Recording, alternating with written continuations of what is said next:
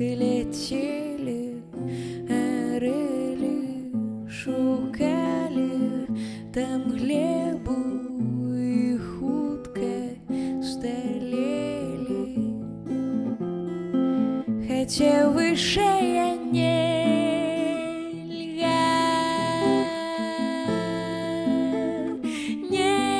моя.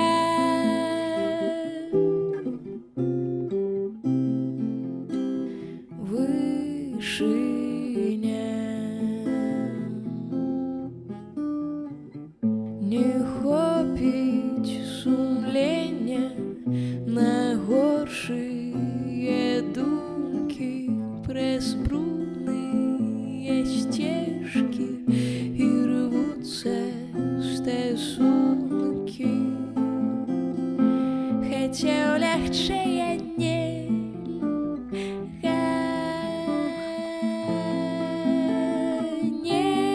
моя.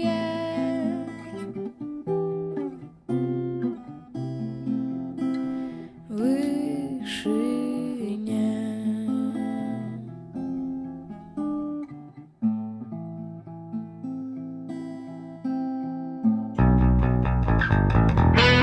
Жыве Беларусь уначы. 4 верасня ва ўсім свеце адзначылі міжнародны дзень сэксуальнага здароўя. Арганізацыя Аб'яднаных Нацый яшчэ паўстагоддзі таму вызначыла, што сэксуальнае здароўе складаецца з 3 галоўных чыннікаў, а менавіта са здольнасці да асалоды і кантролю сэксуальных паводзін, са свабоды ад страху, пачуцця сораму і віны, якія душаць сэксуальную рэакцыю, а таксама з адсутнасці захворванняў, якія перашкаджаюць заняткам сэксам. Пра тое, наколькі беларусы перадавае ў сэксуальным плане нацыя, ці умеем мы атрымліваць асалоду ад сэксу і ці сапраўды, каб знайсці адну душу, трэба пазнаць 1000 целаў, паразмаўляем з маімі гасцямі, ксяндзом Вячаславам Барком і былой уладальніцай секс-шопу Алай Перумавай. Спадарства, добрай ночы. Добрай ночы. І, шановне спадарства, хацеў бы пачаць нашу размову з пытанняў сэксуальнай адукацыі. Ці ёсць у нас праблемы ў гэтай галіне, таму што калі параўноўваць сітуацыю ў Беларусі, напрыклад, сітуацыю ў Швецыі, то ў гэтай краіне сэксуальная адукацыя ў школах выкладаецца ўжо з 1955 года. Нават у дзіцячых садках вучаць пэўнаму сэксуальнаму выхаванню. У нас такога няма. Ці нам павінен быць у нас падобны досвед, ці ўсё ж такі гэта не нашае і трэба ісці так, як мы ідзем, як прынята ў нашай культуры? Напэўна, наверное, начну я, да.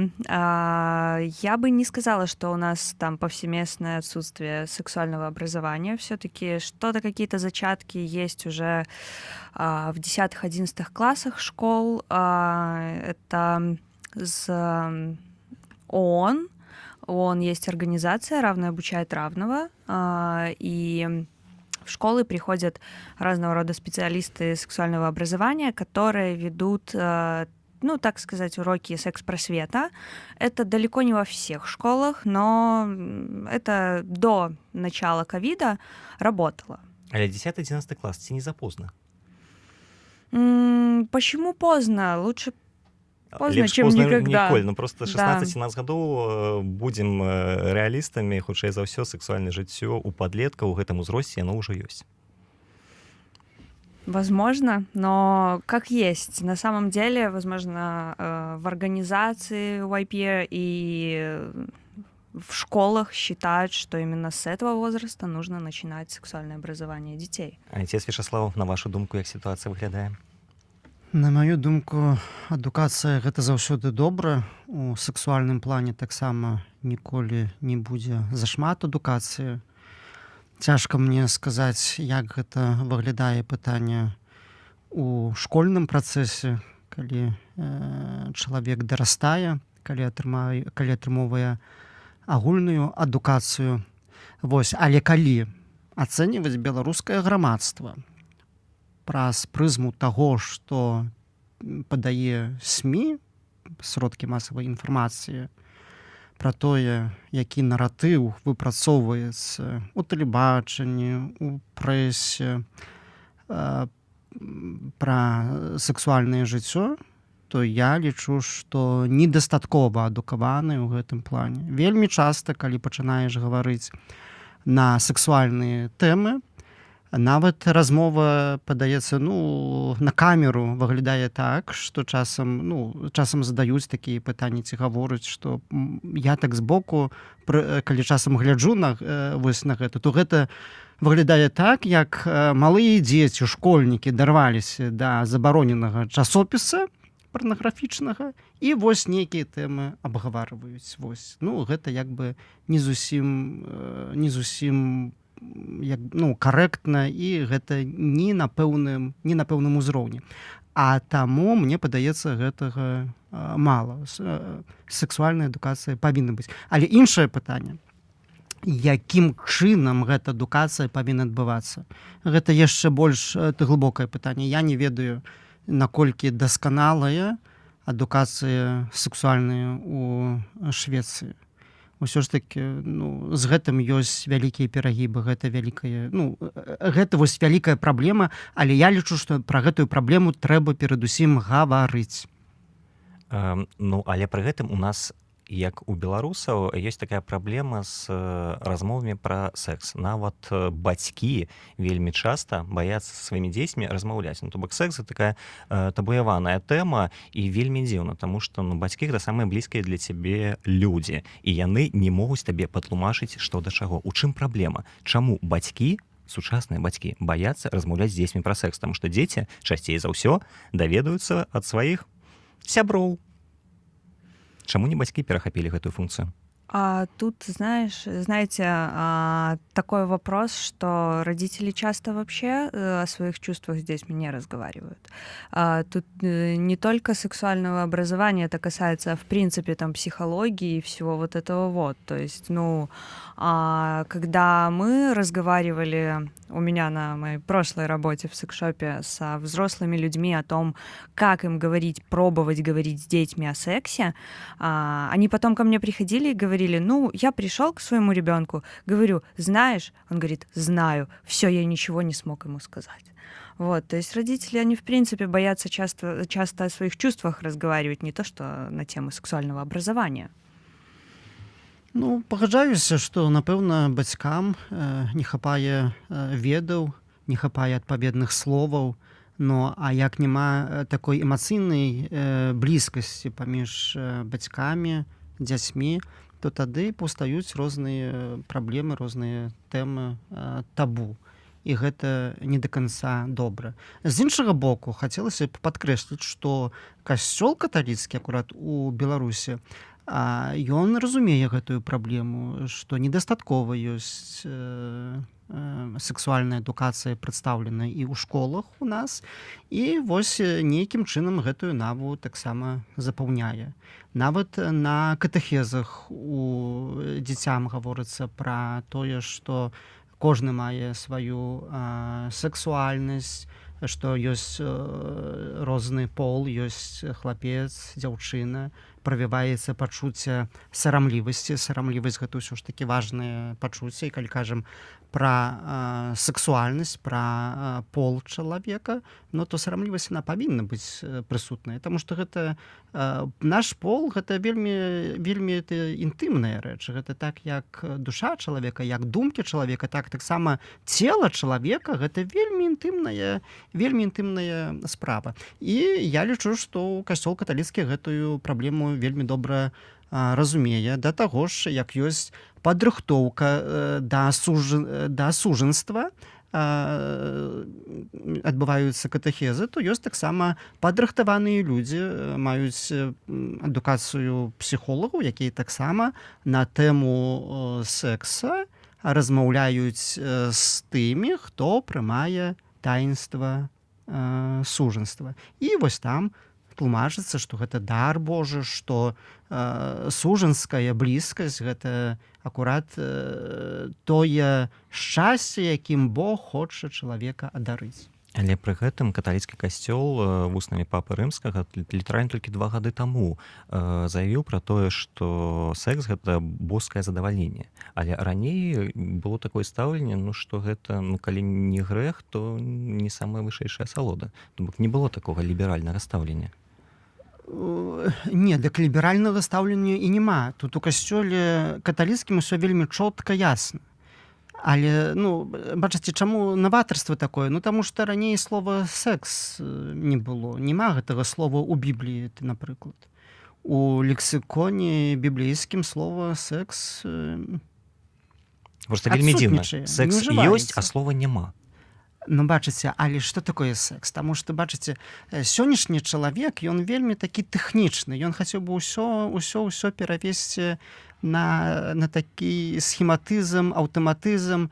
І вось самае тое, што ёсць пэўнай таямніцай у жыцці чалавека, таксама спрабуем тлумачыць тэхнічнымі тэрмінамі. Да? І вось так вось атрымоўваецца, што сужанскую блізкасць мы замянілі у 20 стагоддзі словам «секс». А слова «секс» і сужанская блізкасць гэта іншыя рэчы. Напрыклад, можам, напэўна, казаць пра секс у жывёльным свеце. Можам? Можам, да. Малпа з малпай. Інстынкты ёсць у іх секс. А ў жыцці чалавека гэта ўжо штосьці іншае. Усё ж такі гэты сексуальны акт у жывёлы і ў чалавека ён радыкальна адрозніваецца. Гэта не толькі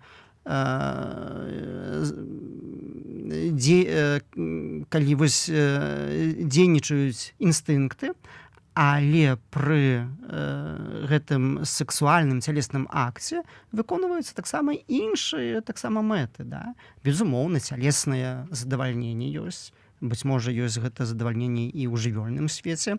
Вось, няхай заолагі гэтым займаюцца, адказваюць на гэтае пытанне. Вось, але цялеснае задавальненне гэта не адзіная мэта сексуальнага акту у сужанстве, у сужанскай блізкасці, таму што ёсць яшчэ іншыя мэты. І Слова Божае кажа пра духоўную сувязь. Вось, у сужанскай блізкасці павінна быць духоўная сувязь, павінна быць эмацыйная блізкасць і павінна быць таксама памкненне перадаць жыццё, сексуальнае жыццё. Сужанская блізкасць, яно павінна быць адчыненая на перадачу жыцця. І вось гэтыя мэты яны павінны сысціся.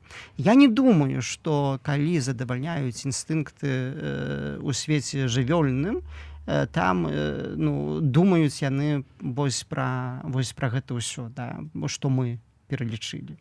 Вось. І таму гэтага слова «секс» у Бібліі няма, але пра гэтыя моманты, пра якія я кажу, пра гэта вельмі моцна падкрэсліваецца. І ў Святым Пісанні апостал Павел яшчэ піша, таксама кажа, што не трэба ўхіляцца мужу і жонцы адзін ад аднаго. І кажа аб тым, што не жонка валодае сваім целам, толькі муж валодае целам жонкі, а не муж валодае сваім целам, толькі жонка валодае целам Узаемная залежнасць, прыемная залежнасць. Вось гэта падкрэсліваецца сувязь, і ў гэтым ёсць і паяднанне цялеснае, духоўнае, эмацыйнае, і гэта ўсё скіравана на перадачу жыцця чалавека. Але ў гэтым ёсць шчасце. Але і пры гэтым ёсць людзі, якія кажуць, што яны залежныя ад сексу. Дарэчы, Алла, ёсць нешта такое, як залежнасць ад сексу? Я, к сожалению, Роман, не отвечу вам на этот вопрос, так как я секс разбирала с более технической точки зрения, нежели эмоциональной связи, и не будучи по образованию кем-то целевым. Просто вот приходят люди ў крам, кажуць, мне вот так не хапае ў жыцці сексу, партнёр не можа мяне задаволіць, а мне трэба 20 гадзінаў і 4 паспаць. Бывает. Это половая конституция, и она может не совпадать у партнеров, и кому-то нужно больше секса, кому-то нужно меньше секса. Эти вопросы нужно решать какими-то своими образами. Домовляться. Во-первых, договариваться, во-вторых, секс использовать, возможно, использовать секс-игрушки. Конечно, здесь никто не говорит о том, что количество секса, которое нужно обоим партнерам, что это там кому-то нужна эмоциональная близость, действительно, кому-то это исключительно физическая позиция, что там есть какое-то сексуальное напряжение, высокая либидо и так далее, это нужно куда-то направлять. Вот. Кто-то сублимирует это в работу, там, в какие-то хобби, увлечения. Кому-то, да, действительно нужно много секса. Есть разного рода заболевания, но это уже решается на психологическом уровне, а не на уровне секс-шопов. Ну, вось глядзіце, у вас была крама, секс-шоп у Беларусі. Это не самы распаўсюджаны бізнес для нашай краіны. Наколькі беларусы спакойна сябе адчуваюць у такіх установах? Ці не пачынаюцца там нейкія хіхіканне, пераглядванне, запыты шэптам? Ввогуле, што вабіць беларусаў? За чым яны прыходзяць у падобныя крамы? Категории клиентов, конечно же, разные, как и в любом бизнесе. И мой бывший бизнес, назовем это так, он очень разнообразен в плане поведения клиентов. Есть люди, которые, во-первых, знают, чего они хотят от своей сексуальной жизни. Это який процент? Невелички. Это невелички. Так, они приходят, они запрос свой формулируют каким-то определенным образом, то есть, у кого-то это сексуальное здоровье, потому что секс-шоп — это далеко не только там условные какие-то вибраторы и так далее, да, по списку. Это, конечно же, в том числе сексуальное здоровье. В сенсе презервативы? Если посмотреть с этого бока, то, конечно, это защита от передачи заболеваний и так далее. Но если брать женскую специфику организма в плане тазового дна, мышц тазового дна, органов тазового дна, которые очень сильно подвержены, не скажем заболеваниям, но ослаблению. Вот, то есть ослабление там мышц тазового дна тех же у женщин приводит к дальнейшим заболеваниям, которые сложно фиксировать, и лучше этим заниматься как профилактикой. Вот, то есть секс-шопы — это еще и всякие там тренажеры, как бы это ни звучало, само собой. Вот. Есть категории клиентов, которые, да, приходят за этим, они знают, что им нужно. Возвращаясь уже к первоначальной теме, есть люди, которые просто хотят посмотреть, узнать ассортимент, там, посмотреть, вдохновиться, возможно, сходить. Конечно. Вот. И тут уже психологическая реакция у людей разная. Кто-то подойдет, спросит, попросит там подробнее рассказать. Кто-то ходит, смеется, включается защитная реакция наезда. Вот. То есть там через какие-то очень неприятные вещи типа подкатов, учитывая, что в основном в белорусских секс-шопах работают девушки. А приходят мужчины?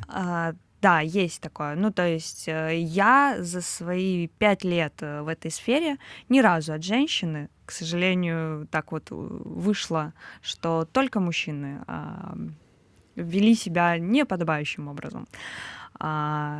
Вот. Есть такая категория клиентов.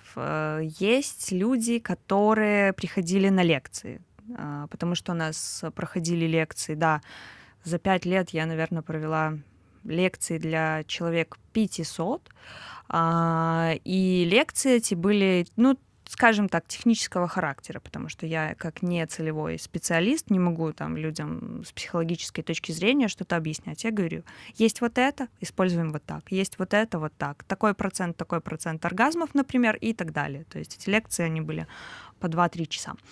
Вот. Было много желающих, но, к сожалению, такие лекции можно проводить только для какого-то определенного количества людей. Но спрос был большой. Вот, так что я думаю, что белорусы потихоньку начинают переставать стесняться своих каких-то желаний и хотеть больше образовываться, нежели ходить и хихикать по секс-шопам. А што яны пакупаюць? Вось што асноўнае вы прадавалі? Статистических сводок каких-то я, наверное, сейчас не предоставлю, но это какие-то такие распространенные вещи, которые там светятся постоянно у блогеров, у каких-то там рекламных кампаний и так далее, потому что всего этого хватает, и это было что-то стандартное. Есть такие штуки, называются вакуумные стимуляторы, они вообще бум последних 3 лет. Вот. Ну, а так стандартно, да, там презервативы, смазки, это замечательно, потому что это, опять же, про сексуальное здоровье. Але пры гэтым касцёл не вельмі станоўча ставіцца да кантрацэпцыі такога чыну. Ну да, кантрацэпцыя безумоўна, як бы таму што сэксуальнае жыццё гэта той дар, які даецца чалавеку дзеля таго, каб жыццё таксама пераказваць. Вось. Касцёл ніколі не будзе як бы прапаведаваць такім наратывам, каб чалавецтва загубіць, каб весці да смерці. І Гасподзь так стварыў чалавецтва, так стварыў чалавека, што акурат жыццё перадаецца падчас сэксуальнага акту. І таму кантрацэпцыя адпадае, таму кантрацэпцыя не можа касцёлам бласлаўляцца. Гэта было б супраць натуры чалавека. Вось. А калі казаць пра секс цацкі, як касцёл ставіцца да іх? Ну, касцёл, наколькі я ведаю, няма афіцыйных дакументаў наконт секс-цацак альбо інструкцый, ці можна католікам хадзіць у секс-шопы ці не. Вось.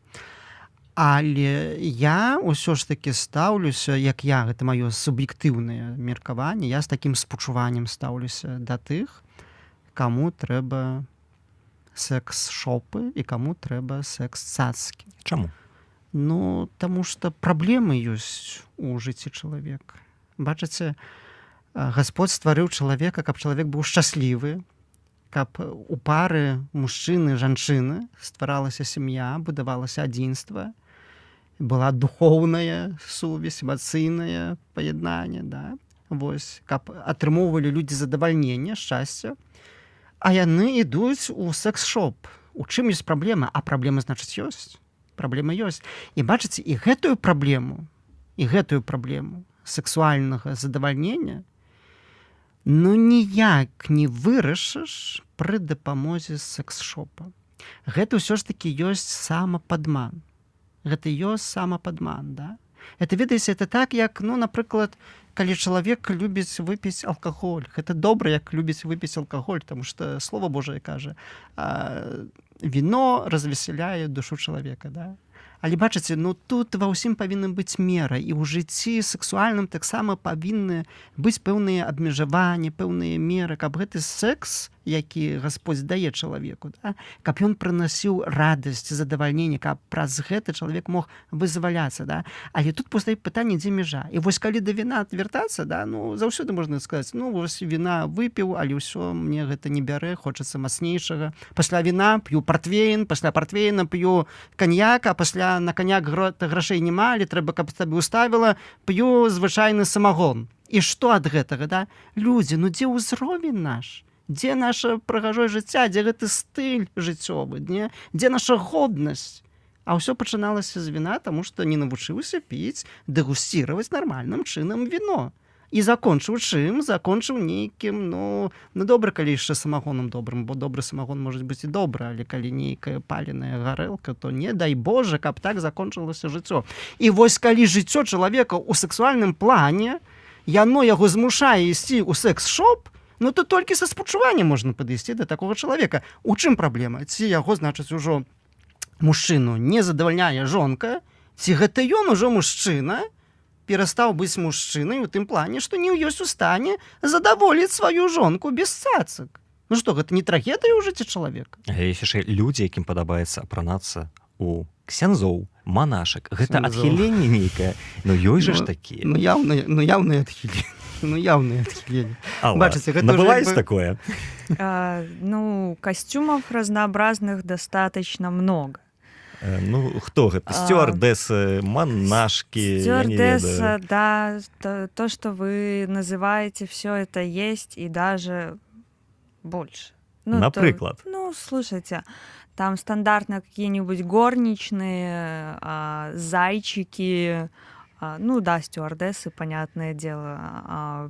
Ну, сексуальных костюмов и ролевых игр хватает. І вы лічыце гэта нейкім адхіленнем, ці гэта вось просто такая праява, калі людзям становіцца сумна разам, і яны вырашаюць неяк разнообразить свой сексуальный досвед?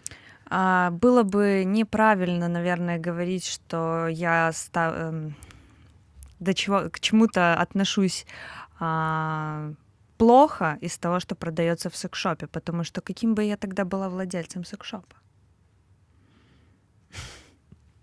Добрае пытанне. І беларусы не саромятся набываць рэчы. Ну, они стыдятся, да, нет, есть, конечно, те люди, которые, как я уже говорила, стыдятся своих желаний, приходят в секс-шоп, шепчутся, там, боятся спросить и так далее. Но покупают, конечно, покупают. Переступая через себя, они это делают, и если им этого хочется, значит, ну, это здорово. Чаму люди тады баяцца сваіх сексуальных жаданняў? Потому что это, ну, слушайте, во-первых, это часто порицается обществом. То есть какие-то, ну, там, скажем, сексуальные извращения, так называемые, ты можешь попасть в какую-то компанию, сказать о своих интересах, и тебя там, ну... Засмеют, да. Не оценить. То есть, конечно, люди стесняются. Ну, тут не только своих таких желаний, тут люди вообще много чего в этой жизни стесняются. Вот. Но да, покупают, конечно. Ну да, але сексуальныя жаданні і сексуальныя вычварэнствы гэта розныя рэчы. І калі вось баяцца сексуальнага жадання, то гэта адна праблема, і гэта ёсць насамрэч праблема. І это таксама трэба ісці да псіхіатра. Вось, калі сексуальныя вычварэнствы гэта іншыя праблемы, але таксама да псіхіатра. Вось, в усялякім выпадку гэта неправільна, калі чалавек баіцца свайго сексуальнага жадання, да. Вось, але тое сексуальнае жаданне, якое скіравана вось акурат у тым рэчышчы, пра якое кажа слова Божае, да. Ну, гэта значыць сужанская блізкасць у сужанстве у сям'і, і гэта добра. І пры гэтым у 2005 годзе ў Італіі быў выдадзены такі першы, як гэта называўся, зборнік, не зборнік, гэта кніга пра секс. Яна была... Да, такі вось праваднік па сексуальным жыцці. Да, вы чыталі яго? Выдаў.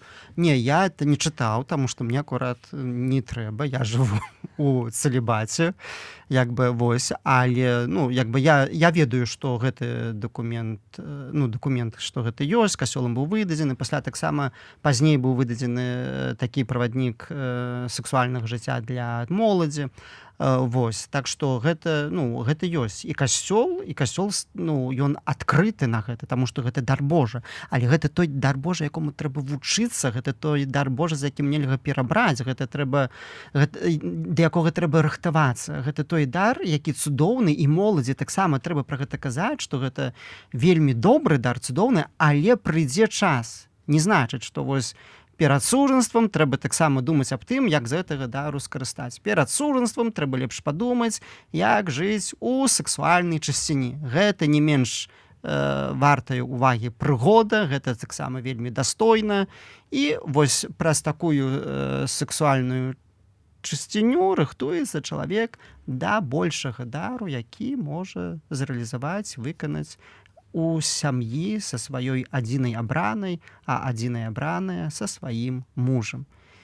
Калі казаць пра цэлібат, як ён уплывае на здароўе? Усё ж такі прыродай закладзена, што мужчынам патрэбныя жанчыны і наадварот, а гэта пэўнае ўстрыманне. Да, зразумела, што цела гэта храм, але ёсць прырода, закладзеныя нейкія інстынкты. Наколькі гэта ўплывае на, не ведаю, псіхалагічнае здароўе, на звычайнае здароўе?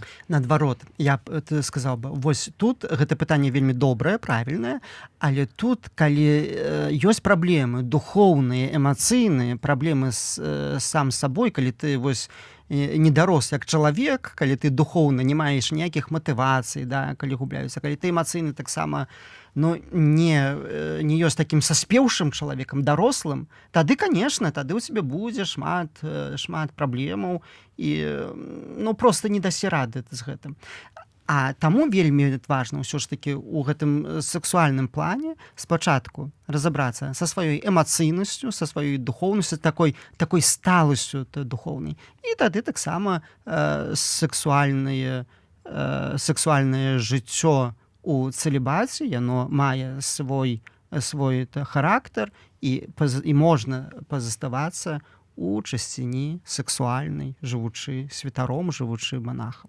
Сексуальнае жыццё ў цэлібаце для мяне гэта гучыць неяк як аксімарон. Не, ну таму што сексуальнасць у нас ёсць, гэта ж не важна, ці ты манах, ці ты жывеш у сям'і, а сексуальнасць у цябе ж пазастаецца. Я ж калі святар, то это ж не значыць, што я не мужчына. Я ж маю свой пол, я мужчына. Вось. І сексуальнасць моя у мяне ёсць, але гэта не значыць, што я хожу па секс-шопах і думаю толькі выключна аб тым, як атрымаць аргазм. Да? Гэта як бы зусім неправільны падыход у жыцці чалавека. Сексуальнасць вельмі это важна, але не ўсё ў жыцці вакол секса круціцца. Да? І часціня жыцця сексуальнага, вось это пэўны цэлібат у сваім родзе, ён абавязвае кожнага. Як і мяне як святара, што я жыву адзін, я з гэтага дару не карыстаю так, як карыстаюць у сям'і, але той, хто жыве ў сужанстве, яго таксама у пэўным сэнсе цэлібат абавязвае, таму што мужчына выбірае толькі адну жонку, а жонка выбірае толькі аднаго мужчыну. Але ёсць розныя версіі. Напрыклад, ёсць такі выраз, што каб знайсці адну душу, трэба пазнаць 1000 целаў. Вось, але як вы ставіце такога выразу? Что я думаю на этот счет? Я ни в коем случае не скажу того, что человек должен ставить себе какие-то личные рамки в выборе одного партнера на всю жизнь, если ему этого не хочется. Если всех участников этого действия устраивает все, то почему бы нет? Главное, чтобы это было безопасно. Але у меня тогда адразу пытанне, а наколькі такое жыццё адказнае? Ці ёсць у гэтым жыцці сапраўды такая спеласць духоўная? Менять партнеров, и накольки менять. Смотря чего человеку нужно от жизни. Я ни в коем случае не говорю, что все вокруг секса крутится. Нет, мы большую часть жизни, времени отдаем на работу, какие-то личные дела и так далее. Секс — это как приятное дополнение. И какое будет это дополнение, каждый для себя решает сам. Не, гэта нельга так. Я ніколі не пагаджуся, што можна сказаць так вось проста, паводле мяне гэта досыць прымітыўна, што секс — это толькі прыемны дадатак. Нет, это продолжение рода, само собой, и так далее. Сексуальнасць — это штосьці вельмі важнага ў жыцці чалавека. Не дзеля таго Гасподзь стварыў нас мужчынай і жанчынай, каб мы сказалі, што гэта толькі нейкі дадатак. Я не пагаджуся з гэтым. Я не пагаджуся з Фройдам, што ўсё круціцца вакол секса.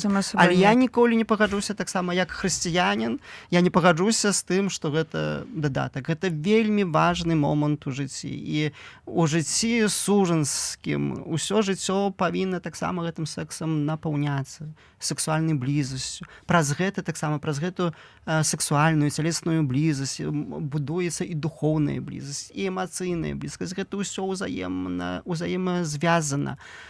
І мы не можам таму, на маім меркаванні, мы не можам сказаць, што гэта толькі вось дадатак. А таму вельмі важна выбраць партнёра, з кім будзеш займацца любоўю. Але партнёра трэба выбраць раз і назаўсёды. Нельга думаць, што перабяру паўсвета і ў гэтым будзе шчасце. Не будзе шчасця, тады людзі, тады ніякіх секс-шопаў нікому не хопіць. Да чаго гэта можна дакаціцца? Гэта бедныя людзі. Няшчасныя. Нейкім чынам, да. У тым жа чы праблема. А пасля што? Шукаюць партнёраў, а потым што бачым? А чалавек пазастаецца адзін у самотнасці і ў дэпрэсіі.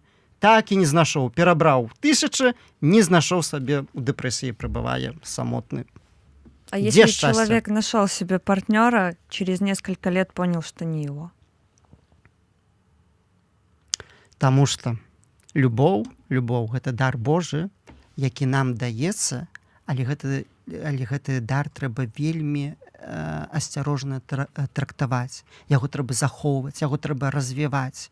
Гэта не той дар, што вось можна ўзяць і ажаніцца і сказаць: «Всё, ён нікуды ад мяне не дзенецца. У мяне ёсць любоў, любімый, прыехалі». Конечно, такое жыццё разваліцца.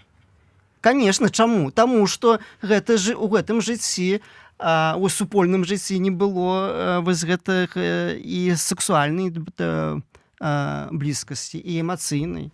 конечно, жыццё это разваліцца, калі жыццё вось у такіх партнёраў, так як вы кажаце, да.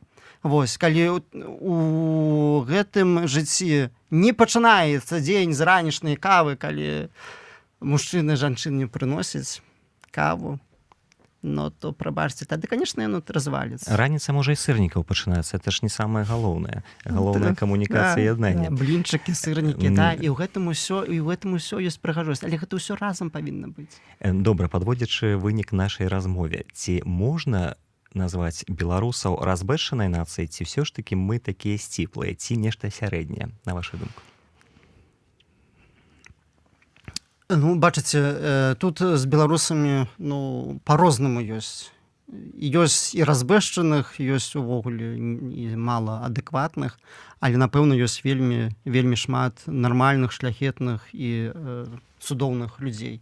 Але, бачыце, я лічу, што у нас вельмі мала мы гаворым пра сексуальнае жыццё, як такое.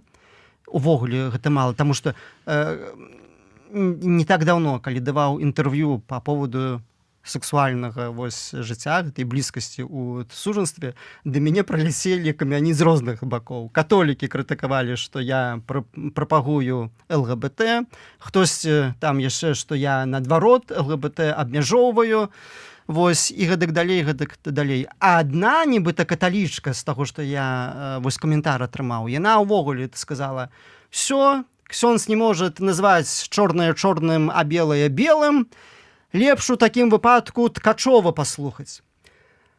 Праваслаўнага святара, які ёсць у галовах такое меркаванне і ў беларускіх, што Ткачоў гэта ім маральны аўтарытэт, гэта той чалавек, які апраўдвае агрэсію вайны, агрэсію Расіі, дазваляе забіваць мірных украінцаў, ён публічна прапаведуе, святар праваслаўны, і хтосьці кажа, што лепш яго паслухаць, таму што ён называе чорнае чорным. Вось гэта я называю разбэшчанасцю. Вось гэта, конечно, гэта, конечно, грэх. Вось гэта, конечно, праблема. Гэта велізарная праблема. Алла, а на вашу думку? Не могу не согласиться. И опять же, конечно, не хватает сексуального образования в Беларуси. Але хто гэтым павінен займацца? Школа, бацькі, касцёл? Школа, родители. Гэта функция школы и батьков. Но школа же дает какое-то стартовое образование. Почему бы сексуальное образование также не включить в тот же перечень уроков, там, биологии, математики и так далее? А может, потому что для детей педагоги часто не являются авторитетами? Тогда приглашать людей со стороны, которые, возможно, свои знания покажут с той точки зрения, которые будут интересны детям.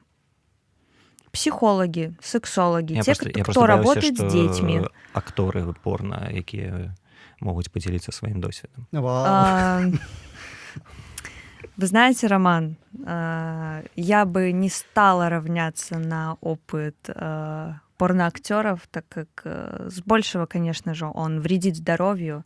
А я, как была владелица секс-шопа, бывшая владелица секс-шопа, за сексуальное здоровье, а не за его... Не, просто гаворка можа ісці яшчэ таким чынам, што прыходзіць актор і кажа: слухайце, вось тое, што вы все вы мяне ведаеце, все вы мяне глядзелі там 10 класе, дык вось, гэта ўсё неправда, все гэта жудасна, і я вам такога не раю. Боюсь, что школы не могут себе позволить бюджет на таких спикеров.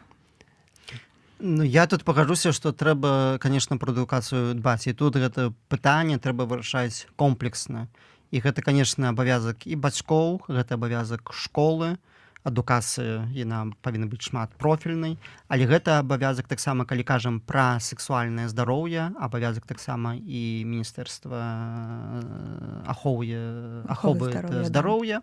Вось, і гэта абавязак, конечно, і нашых цэркваў, цэрквы праваслаўнай, касцёла каталіцкага. І толькі сумесна, толькі разам мы можам нейкім чынам гэтыя праблемы больш-менш вырашаць разам. А на гэтым мы завяршаем нашу размову, а я нагадаю нашим слухачам і гледачам, што гасцямі радыё УНЭД былі ксёндз Вячаслаў Барок, а таксама былая уладальніца секс-шопу Алла Перумова. Дзякуй вялікі за гэтую важную размову. Дзякуй. Дзякуй. Жыве беларус уначы.